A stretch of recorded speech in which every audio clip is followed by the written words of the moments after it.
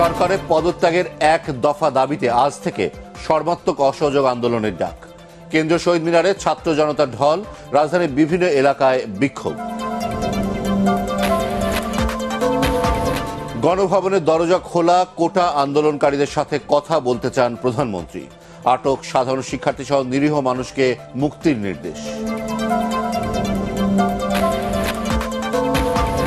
শিক্ষার্থীদের সব দাবি মেনে নেওয়া হয়েছে, আন্দোলন ছেড়ে ঘরে ফেরার আহ্বান স্বরাষ্ট্রমন্ত্রীর। ভোর 6টা থেকে রাত 9টা পর্যন্ত কারফিউ শিথিল। কোটা আন্দোলনের আড়ালে একটি গোষ্ঠী ফায়দা নেওয়ার চেষ্টা করছে, অভিযোগ বিশিষ্টজনদের। সংকট নিরসন ও শান্তিপূর্ণ পরিবেশ ফিরিয়ে আনতে জাতীয় সংলাপের আহ্বান। এবং সহিংসতার প্রতিবাদে আজ ঢাকা সহ দেশের সব মহানগর ও জেলার প্রতিটি ওয়ার্ডে জমায়েতের কর্মসূচি।